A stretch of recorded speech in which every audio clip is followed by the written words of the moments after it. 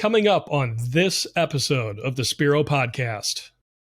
You know, you could have the best benefits, the best salary package in the world, but if it's a job they don't want to do or they're not fulfilled with it, they're not going to pick it. Welcome to the Spiro Podcast, managing your real estate photography and videography business. With your hosts, Todd Craig and Craig Magrum. Hi, and welcome to the Spiro Podcast, managing your real estate photography and videography business. Spiro is a software platform that is designed by a real estate photography and videography company for real estate photography and videography companies. And the whole idea is to manage your day-to-day business and really help it scale and grow. I'm Craig Magrum, host of the podcast. Welcome back another week. For those of you returning, to those of you who are new listeners or viewers, we welcome you. Just really appreciate you taking the time to watch and listen, and hopefully you find some benefit and value to this podcast. Just meeting some very, very amazing and cool people through this podcast. You guys running some fantastic businesses across the U.S., across the world. And we're just very humbled and privileged to be able to share with you our experience, and hopefully you find some value for your business in that. Want to welcome our co-host and Spiro founder and owner, Todd Craig. Welcome back, Todd. Craig, it's fabulous to be here. This is so exciting. This is a highlight of my week. We get to talk to you all. We love hearing from you guys. Just as a quick reminder, use the comments below. Email us, hello@spiro.media. And let us know what you want to know. Let us know what needs you have. One of the cool things, Craig, that we get to do is we get to see this industry more from a little bit higher level view, because we talk to so many of you real estate photography owners. Yeah. And it's so interesting to see how we can benefit you guys and what you guys need to know. Or what you already know that we're talking about, and we don't need to talk about that. So your feedback is incredibly helpful to us. We love to hear from you. It can be anything industry related. Let us know what you're needing, what your business needs to grow. You know, if your business is here and you want to get to there, 5 steps up, what is in between? What do you feel is in between that gap? Ask us those questions. We'd love to create this content for you guys. Love to get even a discussion going. Mm-hmm. What is it that your business needs? I'm fascinated by this. I love this idea. And it's something that, we almost take for granted here, Craig, because we communicate as a team and we discuss these things, and we have this flow that we go through where we're discussing, sharing feedback. And that's one of the beautiful things, that once you grow and you have a team, you can grow that much faster. Mm-hmm. So that's something that I take for granted for our company at WOW, and how we grew to shoot 12, 13,000 jobs per year. And we want to know how we can help you better. Right. Yeah. We just really enjoy doing that. So again, welcome to the podcast. All right, we've got a full episode here, Todd. A topic that I'm kind of excited about, because it's two sides of the same coin, and we'll talk a little bit more about that in just a minute here. But want to take care of a few housekeeping things and bring you up to speed on updates with Spiro the software and some just other educational opportunities for you. So you just did a live video webinar on diving a little bit more into the kind of the inner workings of Spiro, talking about tasks and workflows. Can you talk about that just real quick? Yeah, so this is in a series that we're calling Todd Teaches, and task and workflow are in the system, and it's the thing that's going to be the most freeing for you, because it's everything after the shoot. And remember, that's not where we make money. It has to happen for us to make our money, but we're not making money at that point. So our goal is to streamline that for you. So I did a webinar. It's a fully comprehensive, and there was a lot of you in there. Thank you for that asked really, really good questions. We recorded it, and we're going to link it below. Mm-hmm. Yeah, we'll have that in the show notes for you. So yeah, it was a great webinar on, again, tasks and workflows. So check that out again in the show notes. We'll have that link for you. Cool. Awesome. Updates on Spiro. Reshoots has been the thing of late that we've been working on. Can you talk a little bit more about that? Yes. Reshoots is on the docket. has been developed now for probably the last 3 weeks. It's a big one, but it's basically where you're going to add another appointment. The term reshoot, if you're familiar with that button in Spiro, is going to go away, and you're going to be able to add an additional appointment. So this is, I need to go back to the property because I couldn't fly the drone the first time. I need to go back to the property because I need to reshoot something, or I just need to send a second photographer out there because one's going to do photography, the other is going to do the video. And we're going to give you a nice button that's going to be quick and easy and give you everything of all the feedback we collected. So we're hoping here in the next few weeks that gets out to you, and that's going to streamline your workflow. I will say along with that, Craig, is we've taken that from our feedback board. Your guys' feedback board is incredibly important to us as well. There's a common tone here. Like, we want to know what you want. We want that at Spiro as well. And we have a feedback board, and you can get to that link once you log into Spiro. Upper right-hand corner, click feedback, and post what you want, post what you need, and vote on others so that it gets higher to the top, and then we work from a top-down fashion. Excellent. And if you don't have a Spiro account, that is free to sign up for. Spiro doesn't cost you anything until you actually put a job through the system. So if you want to check it out and, take the system for a test drive and see what's all in there, just go to spiro.media and you can sign up for an account there. And again, access that feedback option through your Spiro account. Yes. Cool. We even give you some free money. We give you 4 free deliveries, $20 in there. So. Well, there you go. All right. Lots of focus on teaching. So we talked about your Todd Teaches seminar. You also have Todd's Tech Talks through the Spiro Super Users group on Facebook. Information on that. Yes, I'm starting to get, this is too much Todd doing stuff. So if you hate me out there, like, I'm sorry, like, we'll get somebody else to teach it. But I am online in the Spiro Super User Facebook group the first and the third Thursday of the month at 4:30 p.m. Eastern. And the reason why is because I want to spend time with you all. It's important to me. I want to hear what you guys are liking, not liking, and needing.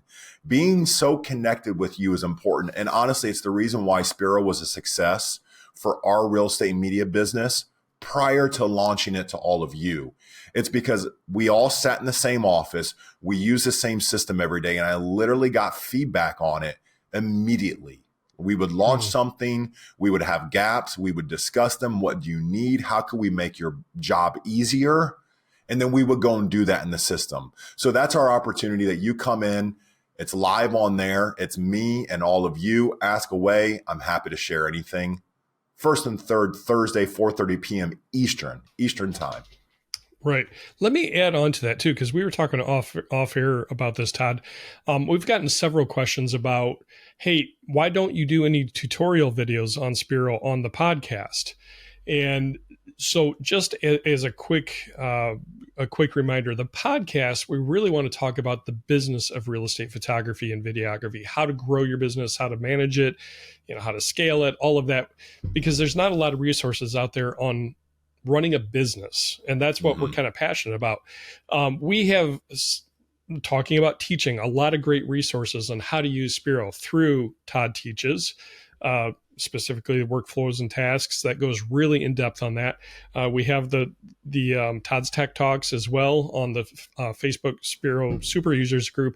And also, if you go to spiro.media, the website, right in the top nav, there is a button, a link for the knowledge base that has a ton of tutorials, articles, and videos that you can watch on how to use the Spiro system. Yes, the podcast is about the software somewhat. I mean, we're a software company, but again, the focus of the podcast is to talk about business. So just an explanation for those of you that might be wondering, hey, why aren't there any tutorial videos on the podcast? That's the why. We've got them. It's just, you got to go to a different location. And again, I'll put a link to the knowledge base in the show notes for you to be able to access those tutorial videos on the software. Awesome. Sound good? Beautiful. Love it, Right. Craig. Thank you for clarifying that. No problem. No problem. It's a question we've gotten a couple of times, and it's a fair question. People are getting familiar with the software, and well, hey, why can't I find it here on the podcast? Well, it's because we don't want to talk about it on the podcast. We want to talk about your business and help you have a successful business. So, Yeah. awesome. Okay. So we got Todd's Tech Talks, and then also Nick from our team does some demos. You want to talk about that real quick as well? Yes. So Nick Kellis on my team is a friend of mine for a long time as well. He does a weekly demo on Wednesdays at 4 Eastern, 4:30. Check the show notes because I'm blanking, but you guys should come and see him. You'll love Nick. Nick is one of my buddies, and he was in LA for 30 years and did everything from LA Inc. to Power Rangers to he did Power Rangers. Swap. He did Power Rangers. Yes, I had no clue. Yeah, I know he helped with LA Inc., but this is the first I've heard about Power Rangers. You guys look him up on IMDb. Nick Kellis, Kellis. He's done quite a bit, and we hung out with the Red Power Ranger here. He brought him to Lima, and that's awesome. He did an event, and we were just hanging out. He's a super nice guy. He's got a family. He's a Christian, but just kind of cool. But Nick will tell you the stories. Yeah, like when we went to Vegas maybe 2 years ago, or maybe it was last year. Anyways, he did Honey, I Blew Up the Kids. And one of those was shot right down the strip there where they're carrying some large something. Yeah. But anyway, so he's got all these stories, but he does the demo, and he knows Spiro very well, and he does a demo. So if you're like, what is Spiro, or am I using it the correct way? He's not so much going to answer your tech questions. He's going to show you the flow of Spiro, so how it can almost revolutionize and streamline your business. And he does that weekly for you all. So jump on, connect with him, and get him to share a cool Hollywood story or two, and learn about Spiro, ask your questions. But that is something that we have for you all out there, just to learn more about Spiro. Right. So again, another outlet to learn about how Spiro works. Nick Kellis, Power Ranger extraordinaire. Yes. You all just show up, have some Power Rangers, and he doesn't listen to this podcast. So you all show up and just have, I don't know, Power Rangers or tattoos on your face like Craig does. And because he did LA Inc. Grab his profile, maybe Photoshop it somehow with Power Rangers. Well, what we could do. And so, the coach of the New York Jets, I believe, just got fired. Yeah, he looks exactly like Nick Kellis. I never thought about. Yeah, there is resemblance. Look it up. Yes. So. Oh wow. Oh, I could have fun with that. Yeah, I'm gonna put a pink slip on his desk today. Don't do that to Nick. Poor Nick. Nick's a good guy. Anyway, So check it out. Spiro demos with Nick Kellis. All right. Yes. Again, we'll put that information in the show notes. Okay. I think that takes care of all the housekeeping stuff, Todd. So let's go ahead and dive into a new kind of a new topic. Things are slowing down a little bit. This week I had a presentation that I did to a brokerage. I think I mentioned last couple episodes that I got a new broker deal here in our market, and made our first presentation to them, and they were ecstatic. They're excited. Nice. So it's that time of year, at least here in the northern half of the U.S., where the cold weather's coming on. Things are slowing down. And if you're usually busy with shoots, now is the time to really start to build and work in your business and develop business. And that goes both on the side of acquiring clients, but also concentrating on finding good team members to help you. So we wanted to talk this week about how to attract both good clients and good employees or contractors as well. We've kind of touched on it lightly, in other episodes, but we thought we'd kind of focus in on it this week, Todd. Yeah, this is very important because this is a change of pace for you this time of year. And a quick analogy, and I love this analogy, is we've all just planted corn in our business. And if you live in it, we live in a very heavily farming industry. So Ohio is farm country. Ohio, Indiana, all these portions are farming country. The corn was planted, it grew, it did great this year. Behind my house, it was probably 9 feet. And the farmer harvested it. I can't say that word. Took it down. The farmer took it down 2 weeks ago. All right. The corn's gone. Yep. Okay. The corn is busy season for all of us. Now, what are we going to do to prep the field for next year? So we've got a field that's been drained of nutrients. That's a little, it's got all the corn stalks in it. It's rough plowed right now. And we're in this point where it's like, great, we had a great yield. Or if you didn't have a great yield, we need to examine that. That's okay. Everybody has down years. But we have to get the field ready. And great years are really made in this last quarter. And this last quarter for a lot of us is slow. So you have to do some building here, like Craig mentioned. So as you grow your business, one of your main jobs as the owner of your company is to make sure that you have clients coming in. Of course, client acquisition, we talk on that all the time. You cannot turn off that flow. But then also, you have to be able to attract and hire and retain good employees. Because if you can't, you're going to be doing it all yourself. Right. You're going to have turnover. It's going to be more difficult for you. New employees make mistakes. It's not their fault. They're new employees. They need trained. It's bad for your business.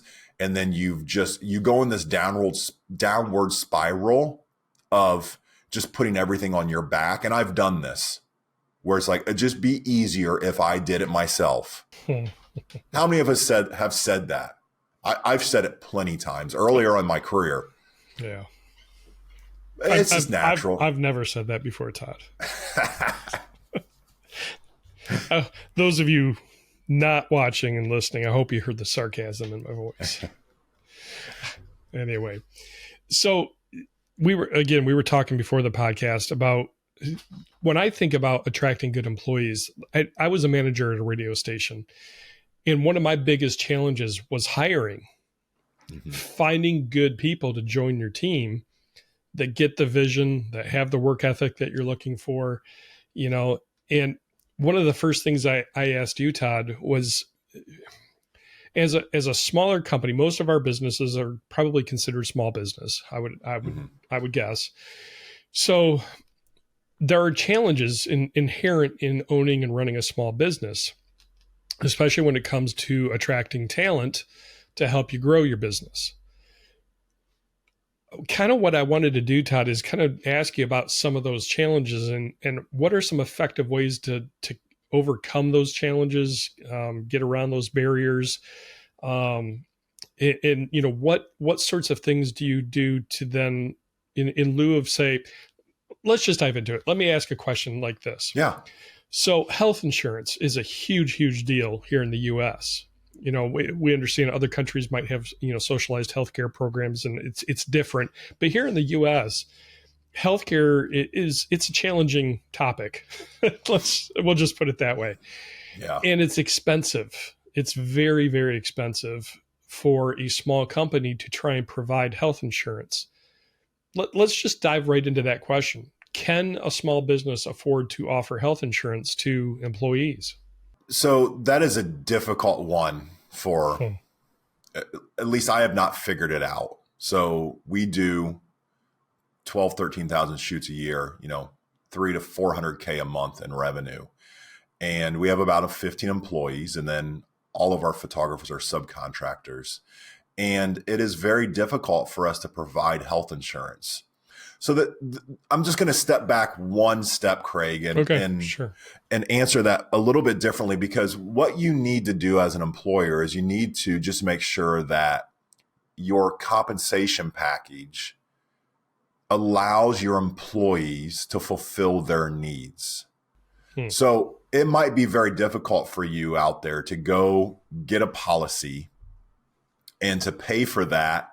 And even if you could pay for that, your employees are going to look at it and they're like, that's not even that great at healthcare. It's just healthcare is a very tough thing. Yeah. So not to go too long-winded, what we have found at our company is we need to do different things. So that was one area that we examine yearly, and we have never found a way to do it. But we don't focus on that. We focus on what the need is. The need is that the employees need to feel as though they can, by working at your company, have a good lifestyle, carry out their goals, be fulfilled, all those things. And we go to different portions. So we look at what is salary. Okay, what do we pay? What are we able to pay? If you don't offer health insurance, you're probably going to have to pay a little bit more. And this was one thing that was always difficult for me. I was like, oh my goodness, that's a lot. And you kind of just, I don't know if the terms get over it, but let me use a quick just story.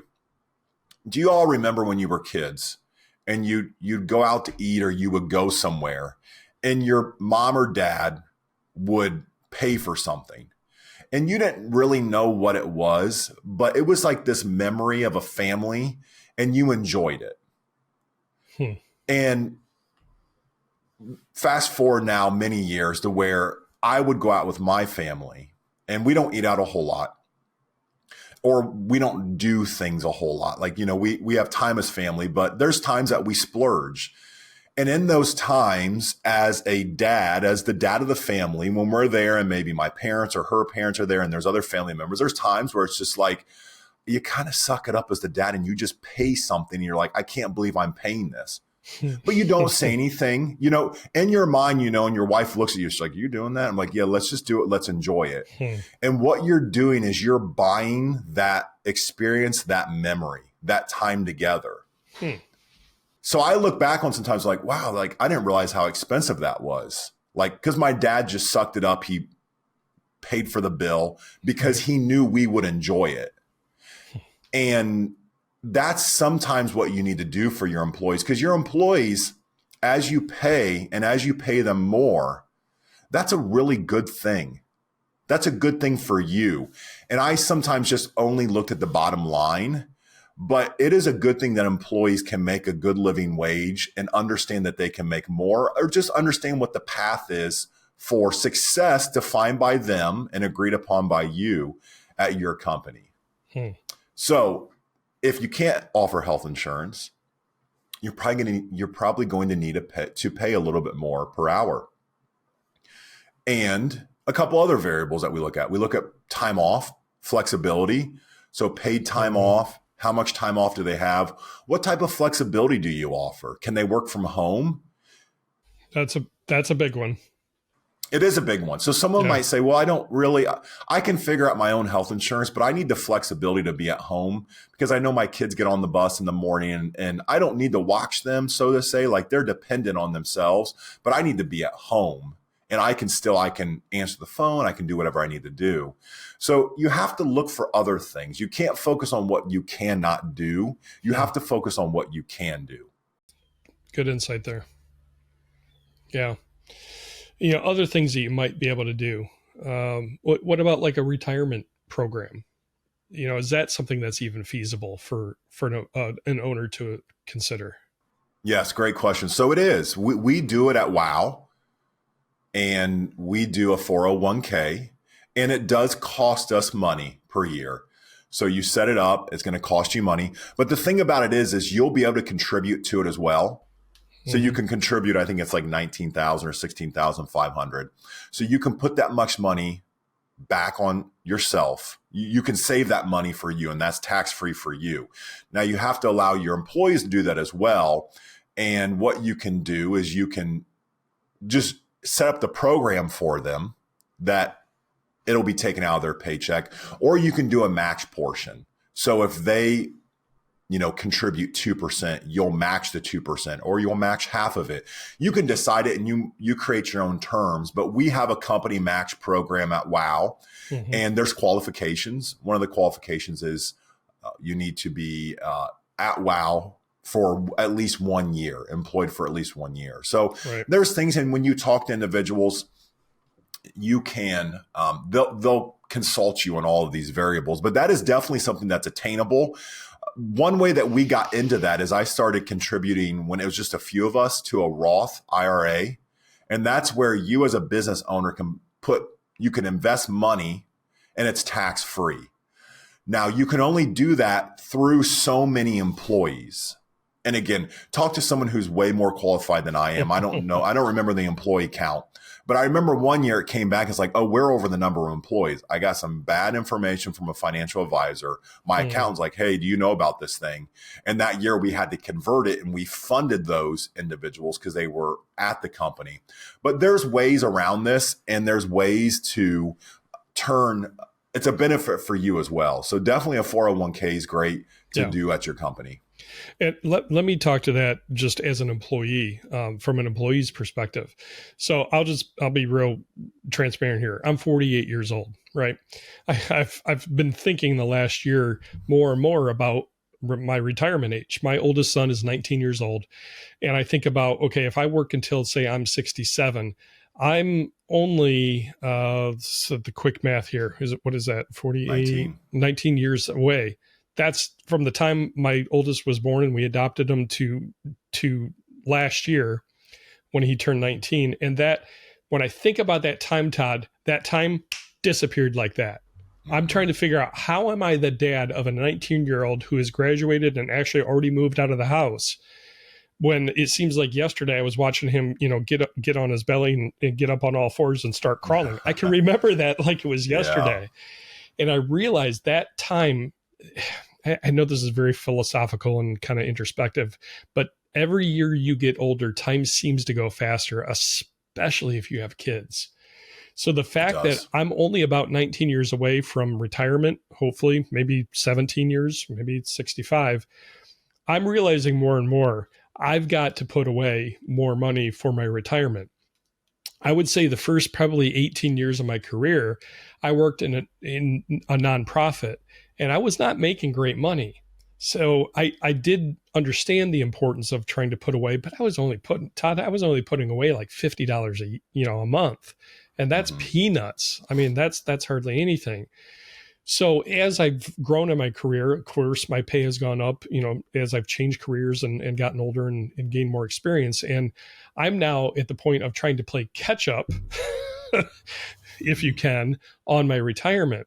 So the fact that the company that I work for, Wow Video Tours, is willing to do a match, I consider that part of my compensation. And that's a huge benefit to me, because that's basically free money to me as an employee. And that's part of my salary.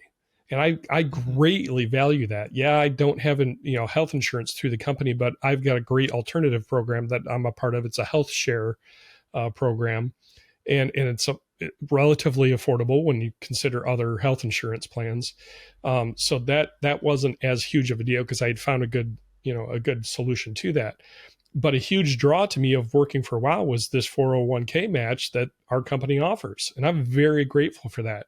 So yeah, you've got to kind of, find out from your employees or potential employees what is important to them and what can you offer to really attract them and show them value of how you value them. Mm-hmm. Yeah, agreed. And that's great insight, Craig. Just two quick things. One is that the health share program, I just want to mention it because I do get this question. I see this question quite a bit. Mm-hmm. And I remember back when my wife was working, and she worked at a hospital. She had a great job, great benefits. And she went from full-time to part-time once we had some of our kids. Mm-hmm. And then they did away with part-time, so she had to go back to full-time. Now she had our daughter, our third child. There were some complications, and she just felt God calling her to be at home with the kids and to do homeschooling with the kids. And I wanted to support her. But there was this moment when I had this oh crap moment, because the safety of the income of her job was nice. It wasn't needed, so to say, but the insurance, I built this, I was counting on that insurance, and insurance was an incredibly scary thing to me. Incredibly scary. Mm-hmm. And it's, once you learn about something, things become less scary. And I had done some research and I wanted to align with her. I wanted her to stay at home. And I felt that that was the right path to move forward. But I had to figure out insurance. Well, Craig and I both do something similar. And Craig, I don't know if we use the same company, but we use a health sharing plan. Now, that's not the marketplace, not the healthcare.gov, I think is what it is. It's outside of that. Yeah. It qualifies for insurance, so you won't be penalized. And it basically acts, as insurance. Okay, so I'm not, again, read the terms, but it's acted as insurance for us. Right. And I'll just give you our specifics because I'm transparent with it. So Christian Care, I think that's what we use. Christian Care is what we use. And again, not affiliating anybody. If you type in health sharing, then you can look at all those there. But we've had good luck with the one we're on. We have a family of 5, and I have young kids. I have 3 under 12, 10, and 5. My wife and I are relatively healthy. I'm 41. She's under 40. And we pay about $350 a month for our benefits. We've taken the highest, maybe it's $380. About $380 a month. We've taken the highest health share, which is deductible, basically. So every year we pay up to $10,500 in our medical bills. And then anything over, that's our max share. So anything over $10,500, the health share program picks up. So when you go to the doctor, you submit your bills to insurance, and they negotiate some, and there's a insurance, or there's a discount, I think is what they call it. So you're going to get some money off. Now, I will tell you, we found a couple of ways to do this a little bit differently. One, if you go to a doctor, ask them what the cash discount is. Yep. Okay. Because when you submit that to insurance, the doctor knows already that insurance is going to be like, hey, we're going to give you like 10% of this. And then they're going, no, you need to give us 90. And there's this whole song and dance. Right. So if you go to them and say, what is your cash discount? And you do not submit that to insurance, a lot of times, I'm not kidding you, it's like a 50% discount. Like it's a huge discount.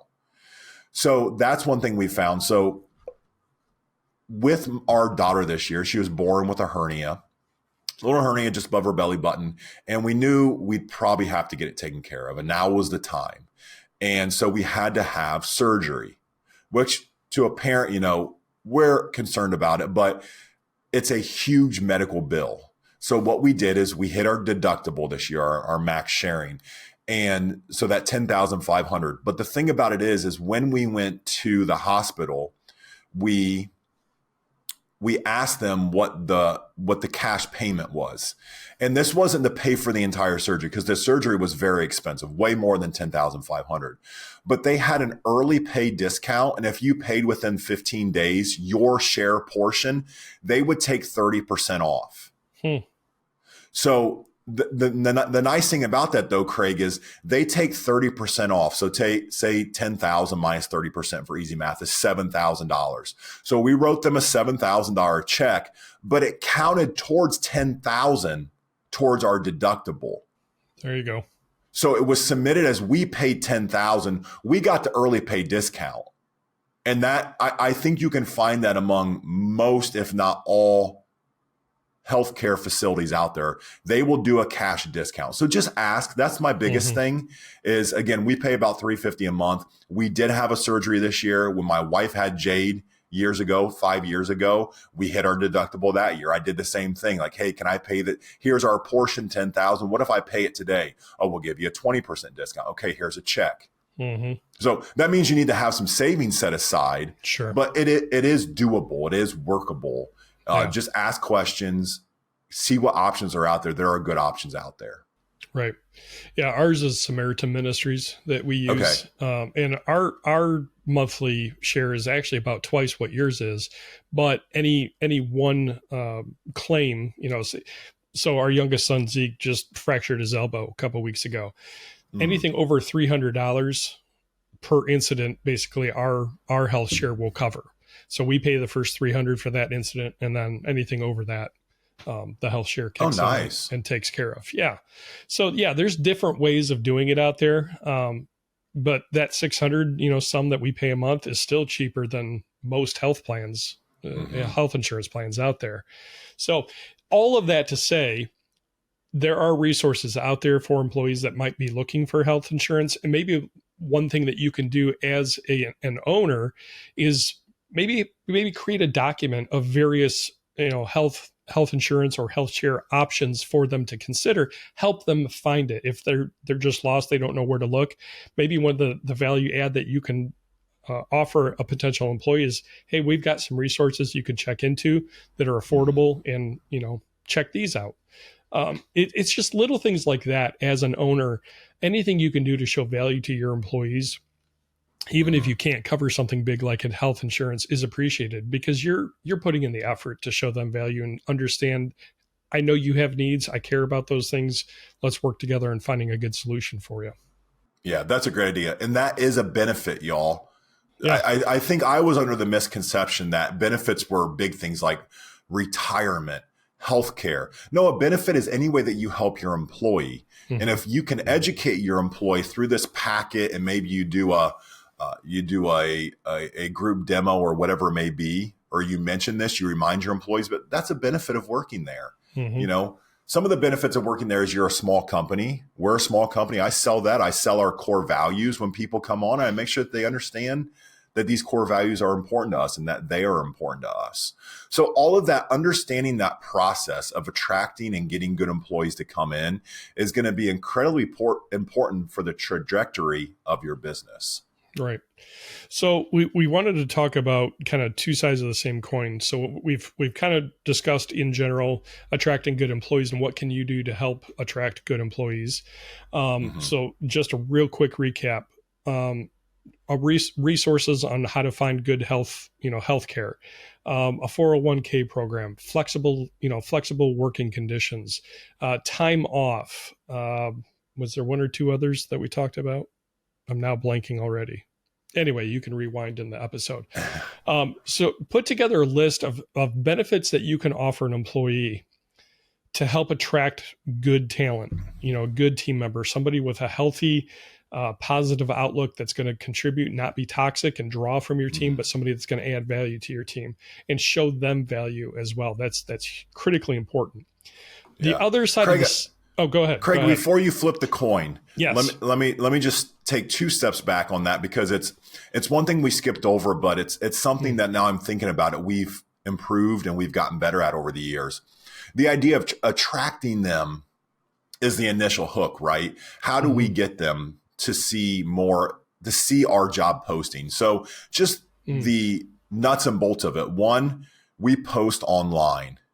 We have relationships with local career development, job placing services. We have some relationships with colleges, their media department, and we post that online. We also use Indeed. We've had luck with Indeed. And one thing about that is you have to know how to write a job posting.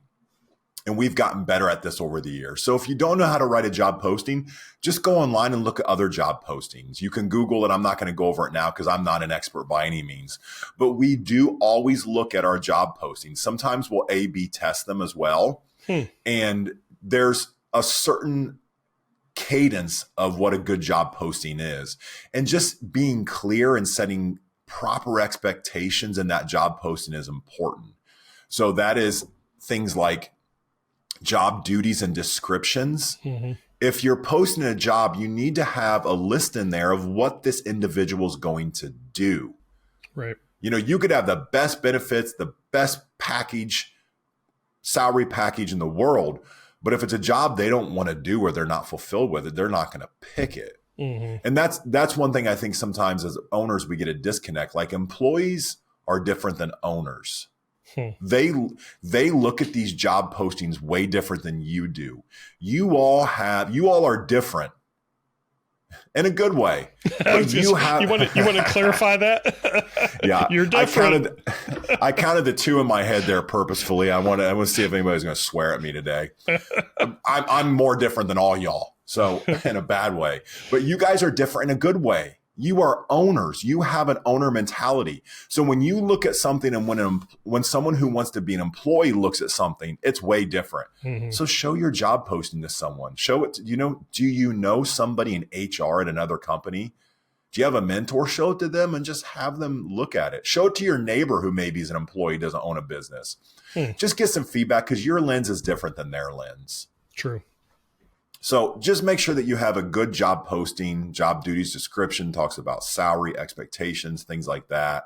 Yeah. And that is the initial, top of the funnel. And then from there, you need to have a good process with vetting out those resumes as they come in.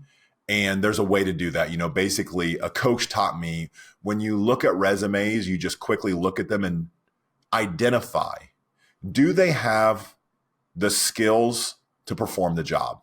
Yes or no? And just quickly get rid of the no's. Don't go on Facebook. Don't search this person yet. Don't do anything. But does this person have the skills to perform the job? Skills and education.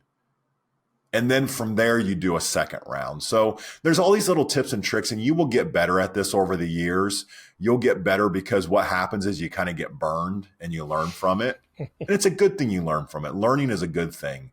But make sure you have a good job posting, get it out there, understand what candidates apply, and then be prompt with responding to your candidates. Yes. Yes. Oh my goodness. I usually think, I'm going to see if they contact me. No, we're upside down in the job market. Okay. I'm going to jump in real quick. That is totally opposite of how I was raised and taught about searching for a job. I was taught, if I really wanted the job, I don't wait for the employer to get back to me. I have to show proactiveness in that I'm really interested in this job. I got to show that employer that I want this. And Todd, I'm going to admit, that's how I've taught my oldest. Mm-hmm. And he has told me repeatedly, Dad, they're just not getting back to me. And it was frustrating the crap out of him. Yes. And he said, I have tried to follow up and I'm just not hearing anything. And I don't know that I want to work for a company that can't bother to respond to me. Yes. That's from a 19-year-old who's concluded this. Yeah. Gen Z. I'm Gen X. Yeah. He's Gen Z. And that frustrated me because, my dad taught me, no, you have to follow up. You got to show proactiveness that you want the job, et cetera, right? So what you just said is completely flipped the script for me. Mm-hmm. I didn't think about the fact that, employers are hard up for employees these days. It's hard to find good people. It's hard to find people, period. It is. So you're saying don't wait for them to show the proactiveness. If you're interested, you need to go after them. 100%. Yes. We did the whole game back in elementary, middle, or high school. Whenever you liked a girl, it was like you would go talk to your friend and who knows her. And there'd be this whole thing like, okay, you went on your first date and then like, do I call him 1 day? Do I call him 3 days? Maybe I go 7 days. Like, no, if you're interested in someone, show your interest in it and show that appreciation and say what you want out of the relationship. Even if it's just a courtesy to say, hey, thank you so much for your resume. I looked it over and I was really impressed with it. We're going through our first round. Just set expectations. Mm-hmm. It's so easy to do. And from that, you're going to find out who even answers their phone. Yeah, that's true. So it's a way different process. And man, I'm showing my age because that's challenging me to think about. Because that's just polar opposite of everything I was raised to do in searching for a job. Mm-hmm. Huh. Yeah. And I remember the same thing. Like we would find out, and you remember this, Craig, when we were looking for our first jobs, like you'd find out who pays well, because your buddy works there. And it's like, back in our day, like, they pay $6 an hour. It's like, I want to work there. I want to work there. And so you'd go and you'd show your interest in that, but it has changed a lot. And I think getting back with employees quickly is important. Good stuff. Yeah, man, you just flipped the script, at least for someone of my age. It's one of those things that's simple, not easy. Like it's so simple to call the people that apply for your job that you've shortlisted. Just give them a call. It's not easy. And again, if you're out there looking for a job, if you've just stumbled upon this, I don't know how you've stumbled upon this podcast because why did you type the name Spiro? But anyways, if you stumbled upon this and you're looking for a job, and you show interest in it and you follow up and you do what Craig and I were like trained by our families to do, like go in, introduce yourself, follow up with them, like you're going to get a job really easily. It's easy to get a job if you understand that. Again, I'm going to use a word we talk about probably the most on here, but understand that relationship. Actually, let me challenge that. Because my oldest Eben did do a lot of those things. I told him, at the minimum, wear business casual, khaki pants, collared shirt, when you go in, and he was still having trouble getting a response. Mm-hmm. But I'm wondering if it's because those employers had my old school mentality of just being too picky or not showing courtesy back to the applicant. I wonder if they're just stuck in old thinking. Could be. And I still think the funnel theory applies here, Craig. Sure. You still need to go through. You need to walk into enough places, right? And for Eben, the beautiful thing is once he walks into an employer that understands what we're talking about and that's their philosophy, it'll click with that employer.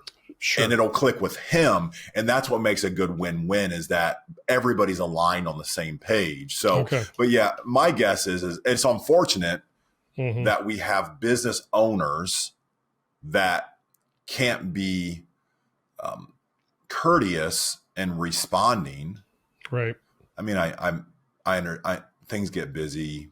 People don't understand, yada, yada, yada. But I think when those two connect and you have the same philosophy, that's when success is, set up right there. Right. Right. Good stuff.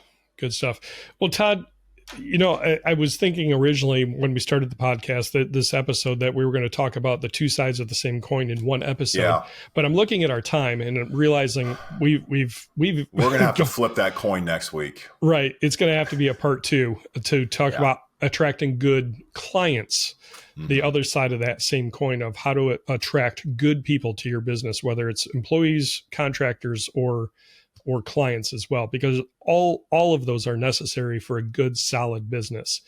So I think we're going to wrap it up there, Todd. This first part 1, focusing on attracting good team members. We'll just say team members as a generic, whether it's contractors or employees. And next week, then we'll flip the coin, go to part 2 and attracting good clients, because it's one thing to just go out and find clients, but I'll admit, I've got some favorite clients that are just really good clients and they go to bat for us. So we'll talk about that on next week's episode of the Spiro podcast. Any closing thoughts, Todd? Well, one, we have some great examples and some things that just happened this week to us for attracting good clients. So I'm excited about that. 2, let us know what you need to know about that hiring process. How can we make your job as an owner easier with some knowledge, some tools, some documents? What is it? Where is the gap at? Where do you just hit a wall? Like, I don't know how to do this, or I wish I just had this document. Todd, you talked about these things. Let us know what you want, what you need. Put it in the comments below. We would love to help you with it. Right. Yeah. Comments below. If you're watching YouTube, if you're listening to the podcast, drop us a line, hello@spiro.media, and just put, questions about hiring or something like that. That way we know. We don't say this every episode, but we really appreciate you liking the video, liking the podcast, or subscribing, sharing it with others. And so we're just going to politely and respectfully ask if you have found value. Hitting that like button and the subscribe and the share button is greatly appreciated. It helps us get this information out to more of those in our industry, and hopefully just continue to help build strong businesses within real estate photography and videography. So from Todd and I, thank you so much for liking and sharing and subscribing. That's going to wrap it up this week. Some really good information, man. You've really challenged me this week, Todd, on thinking about, from an owner's perspective, how to attract good talent. It's a difficult thing. Yeah, like I said, it's a generational difference. And I didn't think about how the labor pool is different from when I was growing up and trying to get my initial first jobs. Good stuff this week. Really appreciate that. So, awesome. All right. Awesome. All right. Well, that's going to wrap it up. We always like to remind you, just take some time to be thankful for the blessings in your life. Here in the U.S., Thanksgiving is relatively close. We're getting closer. So it's a good season of really meditating on thankfulness and blessings, and make sure that you do take a breath for yourself as well. You guys have a great week. Take care. Thank you for joining us for the Spiro Podcast, Managing Your Real Estate Photography and Videography Business. This is a production of Spiro and Wow Video Tours. You can find out more about Spiro's real estate media business management software at our website, spiro.media.